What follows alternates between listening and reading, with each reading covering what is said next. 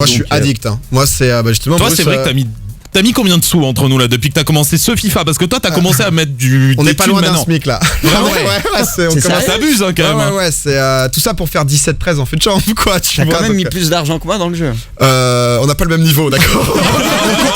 on compense comme on peut. Dimanche 20h, Domingo Radio Stream sur Énergie. C'est Bruce Granek qui est avec nous. Bonsoir Bruce. Salut à tous. Gros mec. Je suis gêné carrément. T'as vu, on n'a pas de chauffeur de salle mais on envoie hein.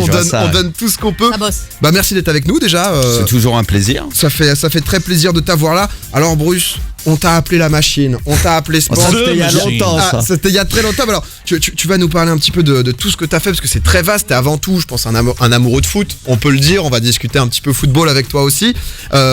T'as été champion du monde sur PES. T'as été triple champion du monde sur FIFA. Ça se passe ça, honnêtement, c'est quand même incroyable. Raconte-nous un peu comment t'as eu envie de te lancer dans le jeu vidéo, dans PES. T'as joué un peu comme tout le monde, j'imagine, au début. Ouais, un petit peu comme tout le monde. Après, comme tu l'as dit, mon plus gros kiff à la base, c'était le foot. Hein. Dès que j'ai pu marcher, j'avais un ballon. Je jouais toujours au foot non-stop. Mon rêve, c'était de devenir joueur pro, mais de vrai foot. Donc, naturellement, je suis arrivé sur les jeux de foot aussi. Et puis, petit à petit... Moins fatigant. Non, c'est pas ça. Moi, courir, j'aime bien. Hein. Ça me dérange pas, t'inquiète. Il y a encore un vrai niveau hein, chez Bruce au vrai foot oui. pour avoir testé. Bon, alors, du coup, toi, c'est en 2005 que justement, que tu t'es lancé un peu dans les tournois pro sur PES. À l'époque, c'était beaucoup plus PES que FIFA.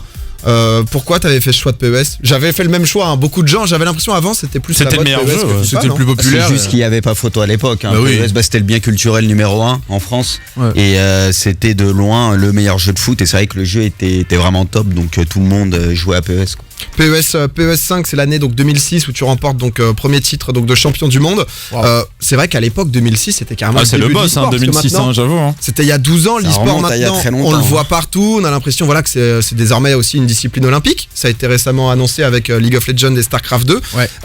À l'époque toi tu voyais ça comment? C'était un hobby? Tu te faisais de l'argent en gagnant justement ce titre de champion du monde?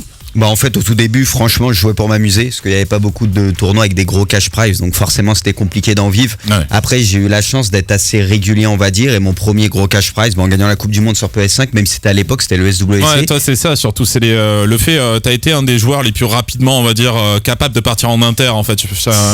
Les gens on va dire en 2006 c'était plus ou moins bloqué en France et toi t'as vite compris qu'il fallait peut-être aller voir un peu ailleurs quoi. Ouais après j'ai eu cette chance justement en devenant champion du monde sur PS5 et donc le premier gagnait 13 000 $, c'était déjà énorme. C'est énorme pour l'époque. Hein. À l'époque, pas grand chose. T'imagines que 13 000 maintenant c'est rien? C'est ça qui est fou, mais à l'époque c'était complètement dingue. Mal, 13 000 $, même aujourd'hui. Bah oui, même aujourd'hui. C'est sûr. Maintenant c'est des cash prize, c'est plusieurs centaines de milliers, voire millions de dollars. Donc forcément, mais voilà, ça m'a permis de me lancer et puis j'ai eu la chance, comme je disais, de gagner assez régulièrement, de pas avoir de gros trous. Parce qu'à l'époque, il n'y avait pas de salaire, etc. T'étais défrayé au mieux par une team, quoi. Mais voilà, fallait essayer de vivre des cash prize. Moi, j'ai une vraie question de curieux, parce que c'est vrai que l'époque PES 5, il n'y avait pas Internet à l'époque. Enfin, en tout cas, le jeu n'était pas en ligne à ce point-là. Est-ce que pour devenir le meilleur, il faut forcément jouer contre des joueurs bons? Est-ce que justement, tu avais de la chance que tes potes étaient bons, donc ça te permettait à toi de t'entraîner durement pour faire face à ces compétitions? Ou est-ce que tu as juste un talent naturel et tu t'es dit, vas-y, contre l'ordinateur, je continue d'apprendre. Comment tu faisais pour level up avant de rentrer dans le circuit avec les tournois? Alors en fait, pour la première fois, c'est PES 4 qui était jouable online. Donc quand même. c'est là qu'on a pu commencer à se tester vraiment. Au début, je jouais avec mes potes. Et c'est d'ailleurs sur ce PES que j'ai rencontré Braque sur Internet. C'est le mec qui te lâche pas, quoi. Parce qu'il a vu que j'étais bon sur les classements, sur les trucs. C'est vrai qu'il y avait les classements. Ouais, genre ESL, ses noms commençaient là-dessus. Et il me lâchait pas, il voulait m'attraper parce qu'il a vu que j'étais toujours bien classé et tout. Et je crois, la première fois, il m'a tapé au bout de, 150 matchs. 100 ou 200 matchs, je sais plus. Et moi, je me rendais pas compte, tu vois, mais genre j'étais heureux de ouf quand il m'a tapé. Tu m'étonnes, après 2 ans et demi parce que non, peut-être pas. Braque qui maintenant c'est un de tes bêtes de potes, vous êtes toujours ensemble, vous êtes un duo de cast. Vers 2009-2010, t'en as eu marre de PES, c'est le moment où FIFA a un peu repris le dessus parce que c'est vrai qu'à l'époque, c'était PES 5, je crois, il y avait pas encore toutes les licences, c'est-à-dire même sur les joueurs. Il y avait 0 licence. Il y avait 0, c'était trop bien, t'avais des Zitoun à la place de Zidane. C'était Roberto Larco. C'était incroyable, mais on kiffait, on renommait nos joueurs, c'était bien aussi. C'est vrai que c'était marrant quand même. Hein. Moi je pense que mon préféré c'était celui avec l'arbitre là. Voilà, l'arbitre qui était chauve. Colina. Ouais, c'était PES. C'était PES 6 celui-là. 6 Je crois que c'était le 6. C'est pas celui à l'époque où Adriano était cheaté là? Si, il y avait Adriano. C'est la seule fois qu'un arbitre était sur une jaquette d'un jeu, quoi. C'est assez fou quand même. C'est vrai que c'était incroyable. Donc t'es passé. Non, il y a eu FIFA 98 aussi. Avec la Barthez en jaquette. Ouais, mais c'est pas un arbitre. Ah oui, pardon, arbitre, j'étais sur les chauves. En ce moment, le sujet des chauves touche beaucoup cette émission, donc c'est normal. C'était PES. Je crois que c'était PS3. C'était PES 3 parce qu'il y a les gens aussi qui sont sur le chat, puisque on est à la fois sur Énergie et aussi sur Twitch, sur ma chaîne Twitch, qui justement nous corrige. Alors t'es passé sur FIFA. Donc sur FIFA quand même, donc 2009, t'as trouvé tout de suite le jeu beaucoup mieux. C'était déjà un peu plus structuré, j'imagine, déjà parce que c'est FIFA, quoi. Donc ils ont les licences, ils ont les moyens.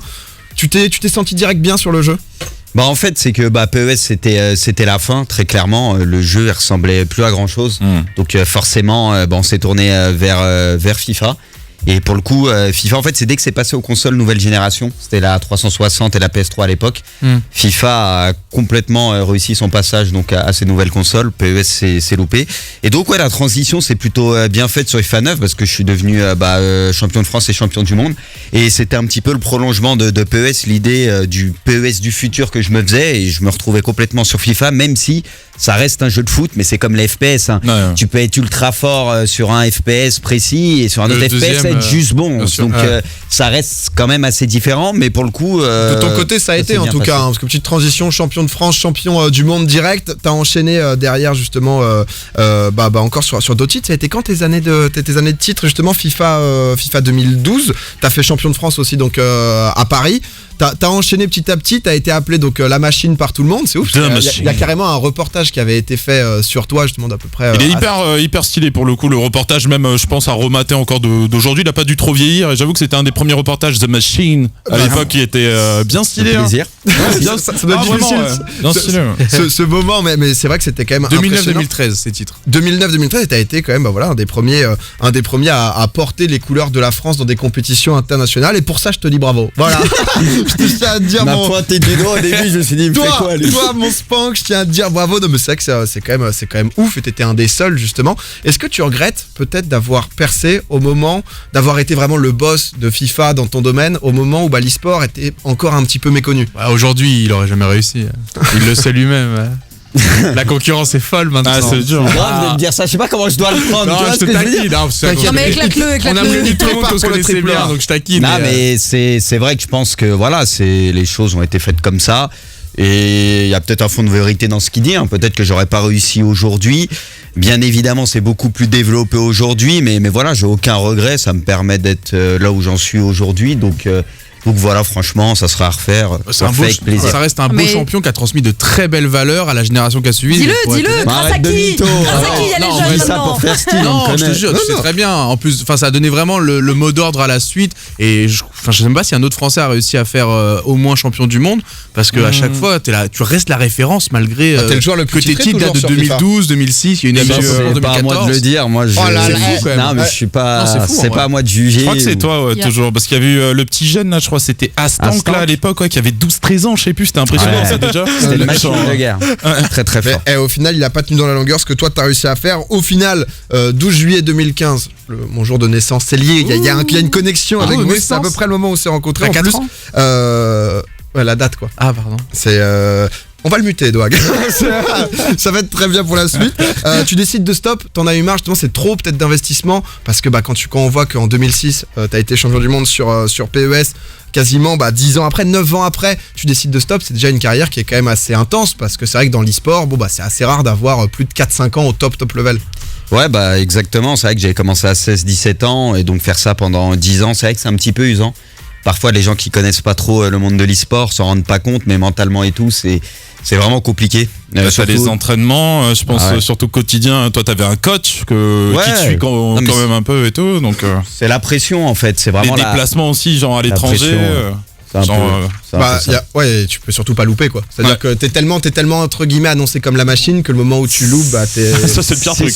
C'est ce que j'ai toujours dit en fait. Pour moi, le plus dur, c'est déjà très compliqué d'avoir un titre de champion du monde. Mais quand t'es attendu et que t'es champion du monde en titre et que tout le monde veut ta peau et que les gens comprennent pas pourquoi tu perds un match, un match de foot, tu perds un match, ils vont te dire mais il est nul le champion du monde, il est claqué en fait. T'as la pression supplémentaire du public qui veut te revoir gagner, mais t'as aussi la pression de tes adversaires qui vont analyser ton jeu parce que t'es le champion, donc ils veulent déjà comprendre comment t'as fait pour être champion, et donc forcément ils comprennent entre guillemets comment le contrer, même si dans FIFA on sait toujours que tu peux réussir à surprendre. Donc t'as cette double pression de déjà le public c'est chaud, et en plus ils veulent tous ma peau quoi.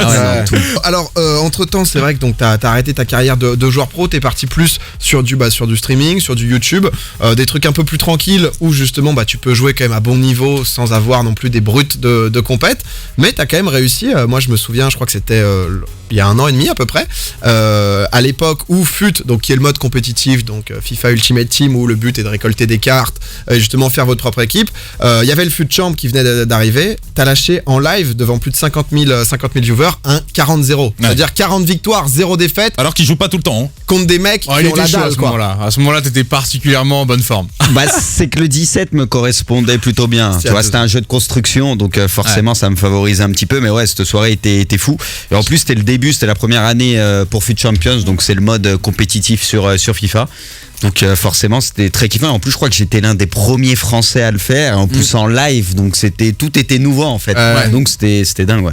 Et en plus il y avait ce côté où sur le foot Champions, faut faire 40 matchs en 2 jours. Le délire où toi t'arrives à faire 40-0 en live avec ton public, ça c'était dingue. Et je sais plus où je voulais en venir en fait. D'accord. Je vais être très honnête maintenant. Mais c'était super intéressant. C'était top. Mais de temps en temps on fera des lives depuis la tête de Magby. C'est fantastique. Ça va plus. Non mais c'est qui ce mec? On va pas. Non, cette fois-ci je le dis. Ne t'en fais pas. Non, moi je me demandais un peu ton avis justement sur ce FIFA 19, parce que c'est vrai que ça a été beaucoup décrié. De plus en plus j'ai l'impression que chaque FIFA qui passe, les joueurs pros le descendent un peu. T'aimes toi ce FIFA 19 ou il y a encore des gros soucis? Dis-le que c'est de la merde un peu. Non, mais honnêtement, moi, comme je disais, j'aime construire mes actions, essayer de jouer vraiment au foot. Très clairement, en fait, sur le dernier FIFA, ce qui est compliqué, il y a une nouveauté, c'est le time finishing. Je sais pas si on en a déjà entendu parler. Cette finition synchronisée. Et en fait, si t'as le bon timing, ça te sort une frappe un petit peu du futur qui est ultra précise. Faut appuyer 2 fois là, c'est ça? Exactement, t'appuies 2 fois sur le bouton de tir. Au bon moment. Mais vous allez m'apprendre la technique parce que c'est quoi ce truc là? Et donc c'est quoi, c'est comme un coup de joker du coup un peu? Cette frappe là. Si t'as le bon timing, tu peux pas l'arrêter quoi. C'est limite ça, et le problème c'est que les mecs, on le voit même chez les joueurs pros, des frappes sans contrôle de 30 mètres, ça part pleine lucarne. Donc ce qui fait que les mecs évitent de rentrer dans la surface, ils ont même pas besoin à se prendre la tête, tu vois, essayer de construire. Donc voilà, j'espère par exemple qu'ils vont désactiver cette option, ou alors bien la baisser, parce que c'est un petit peu compliqué je trouve, donc voilà. Ouais, ça simplifie un petit peu trop, alors que normalement faut essayer de mettre le joystick avec la jauge. Moi je joue à l'ancienne aussi, donc je donne tout. Quand tu te prends la tête à construire tes actions et que ça rentre pas, et que le mec il te sort une frappe de 30 mètres qu'il n'avait pas rentré de fois à ta surface, on va pas se mentir, t'as envie de l'insulter des fois. Est-ce que t'as peur un peu pour les prochains FIFA? Selon toi, est-ce que le jeu, alors pas en qualité mais dégringole? Moi j'avoue que d'un point de vue qualité pure, visuelle, graphique, tu vois, j'étais un petit peu déçu qu'il y ait pas j'ai l'impression que quand tu compares les graphismes du 16, 17. Oui, c'est une petite refonte quoi. Voilà, ça s'améliore, mais est-ce que toi dans le gameplay tu vois, est-ce que t'es peut-être lassé au final? Parce que ça fait quand même longtemps que tu commences à jouer et à tryhard des jeux de foot. Tout, bro. Non, après moi, honnêtement, graphiquement c'est un petit plus, mais moi c'est vraiment le gameplay qui prime sur le reste.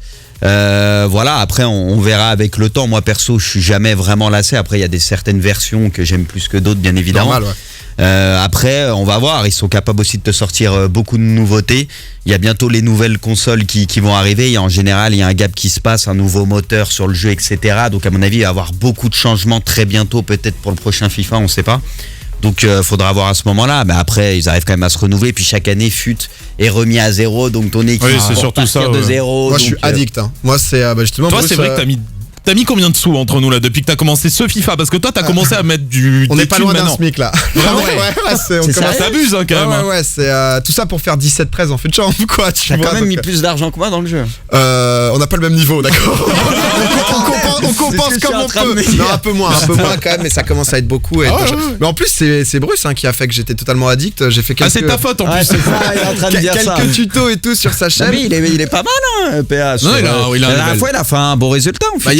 Il y a un an, on le tenait. Aujourd'hui, il s'amuse même plus de jouer contre nous. Donc, faudra parce qu'à un moment. Ça y est, on est bien. chauffer tout.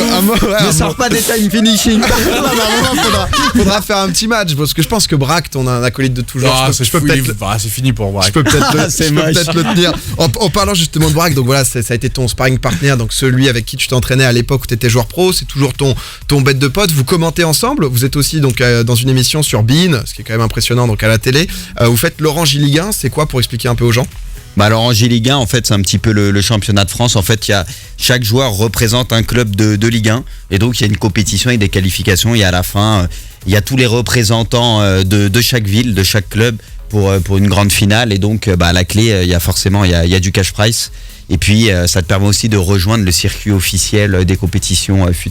Mais il y avait même des joueurs pros, parce que je me souviens quand je faisais Bein aussi, il y avait des joueurs pros carrément qui s'inscrivaient, qui participaient. Je me souviens de certains Guingampais, des joueurs pros de vrai foot, je veux dire, qui tentent leur chance aussi de manière virtuelle. Il y en a qui sont très très forts. Il y avait Valentin Rongier qui s'était qualifié notamment pour la grande finale. Mais match oblige. Non, mais du coup, quand c'est comme ça, c'est quoi? Il va voir son manager, il fait gros, j'ai finale FIFA. Désolé. Mais moi sur le banc rapido. Moi que là, t'as Vaïd, coach Vaïd, tu fais rien du tout. Donc voilà, mais il y a vraiment des joueurs, et notamment Valentin Rongier qui est vraiment un monstre sur FIFA, monstrueux. Parce que justement, toi, t'es un fervent supporter du FC Nantes. Exactement. J'ai habité quelques années à Nantes. Je viens de la région parisienne, mais j'ai habité à peu près 4 ans à Nantes plus jeune. Et du coup, je suis resté supporter des Canaries. Toi, ça s'explique. Par contre, toi qui supportes Lyon, on comprend toujours pas. C'est bon, non, mais vraiment, on comprend pas, mec. C'est son côté footix quand il se détourne en Ligue des Champions, là. Là, il y a du footix. Là. Bah ouais, vous allez arrêter de m'embêter, ok, d'accord. On a Bruce, mais c'est vrai que je savais pas trop pourquoi justement t'étais fan de Nantes. Content en ce moment de ce qui se passe à Nantes, parce que tu nous le disais, Valentin Rongier qui joue aussi à FIFA, c'est un peu ton pote. Tu connais les joueurs justement? Enfin, où est-ce qu'ils te connaissent peut-être? Bah, il y en a qui jouent beaucoup à FIFA, donc parfois ils te connaissent. J'ai eu la chance d'en rencontrer pas mal des joueurs, de jouer aussi avec eux, parler avec eux, donc ouais, j'en connais un petit peu. Ouais. C'est cool ça. Tu fais des petits matchs avec Valentin Rongier du coup? Ça m'est arrivé, la vérité, ce qui m'avait même frappé. Donc... Ah ouais, quand même. Mais il était, quand je te dis, là, le niveau limite pro, c'est ça. Et en plus, il avait une équipe de ouf sur FUT. Okay. Moi, j'avais fait une équipe bien, mais en mode... Je te dis, je vais y aller tranquille. Je vois, il a les icônes, il avait, je crois, Gullit et tout. J'ai fait, ah ouais. Et puis après, j'ai vu son niveau, j'étais pas bien, j'étais en sueur. Tu vois, j'ai su que c'était tendu. Avec, il y a Vaïd, là, Ilodzik, qui est maintenant, qui a repris Nantes. Tu penses que c'est sérieux? C'est sérieux, mais il a aimé des joueurs en tout cas. Et bon, là on a pris une petite gifle contre Saint-Etienne, mais en tout cas depuis qu'il a repris le club, ça se passe beaucoup mieux. Il y a eu une belle série d'invincibilité, donc en espérant que ça continue.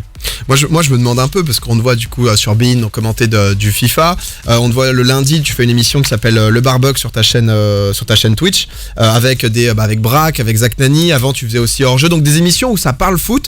C'est quand qu'on te voit un peu plus, alors pas investi dans le foot, mais c'est quand qu'on te voit soit commenter un match de foot, peut-être voilà, allez, là. Tu sais, genre dans une radio concurrente, moi j'aimerais bien. Parce que c'est vrai que c'est ouf. Ça fait combien de temps que vous commentez avec Braque là? Ça va faire presque 10 ans du FIFA.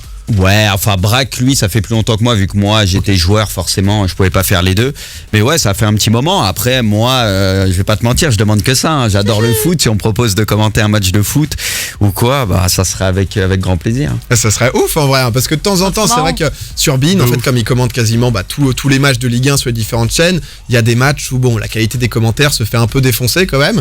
Et c'est vrai qu'un petit Bruce et Braque au casque là, en Ligue des Champions, ça serait lourd. Voilà, Ligue des Champions, direct. La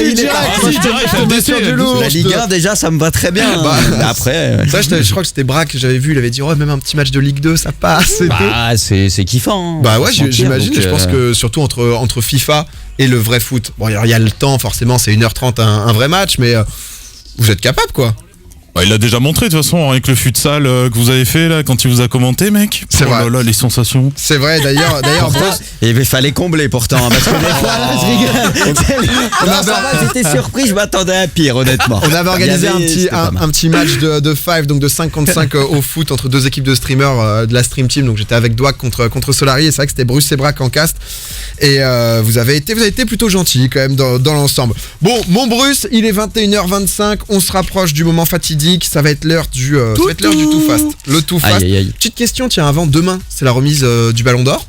Ouais. Si je dis pas de bêtises, je crois. C'est demain. T'as un petit pronostic sur qui va être? Parce que c'est vrai que on en a beaucoup entendu parler. Il y a même Grisou à un moment qu'on entendait. Tu penses que ça va être Varane?